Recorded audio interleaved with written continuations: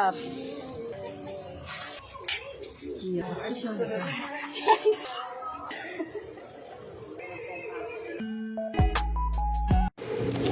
day mga mami! Welcome to my mini vlog!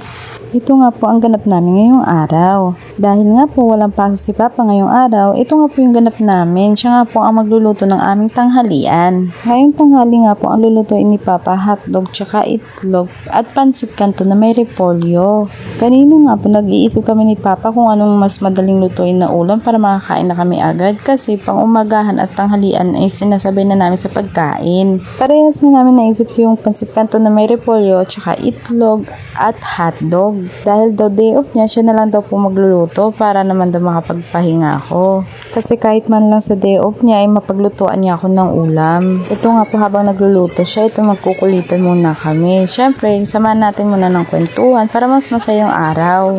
Ganyan po talaga kami mga mami, para lang talaga kami magkaibigan at tropa. Itong asawa ko.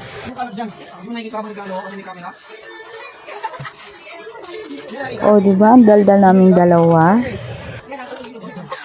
Dahil nga po si Papa nagluluto, syempre, alam mo naman tayo, sunod naman tayo ng linis sa pinaglutuan nila. Kaya kung mapapansin yung mga mami, hindi ako talaga mapakali, sunod ako ng sunod talaga sa kanya.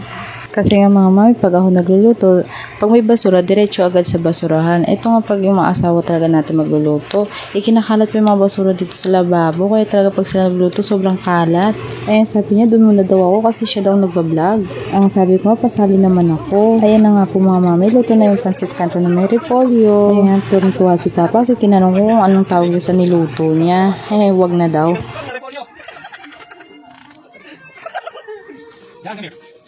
Narinig niyo naman po mga mami, tuwang-tuwa pa talaga siya, di ba? Pasaway talaga itong asawa ko, kulit talaga niya. Sabi ko nga dito, para siyang chef. Diba, tignan niyo, may pamasok pa. Kaya nga po ready na yung aming pansit kanto na may repolyo. At luto na din yung itlog at hotdog. Perfect combination talaga sa pansit kanto na may repolyo. Ito nga tapos na si Papa magluto. Nagligpit nga muna ako dito sa lababo sa mga pinaglutuan niya. At i-ready ko na ngayon niluto niyang pansit kanto na may repolyo. Ang pansit kanto niya, isa to sa favorito namin merienda. Pero pwede naman iulam. Nilagyan lang namin ng konting twist. Nilagyan namin ng repolyo para may gulay. Sobrang sarap talaga nito mga mami. Kaya itry nyo din po. Ayan, may paganyan-ganyan pa ako. Tignan nyo naman tong dalawang to. Aba, may pa-cheers pa. Parang magkatropa lang ah. Ito nga't natawa sa akin dito si Papa. Muntik na siya mabulunan. Ganyan po talaga kami mga mami kakulit. Kahit po kung anong kasimple pong meron kami, ang importante po ay masaya kami sa araw-araw. Basta lagi nyo lang po tatandaan na laging pipiliin nyo ay maging masaya kasama yung pamilya nyo.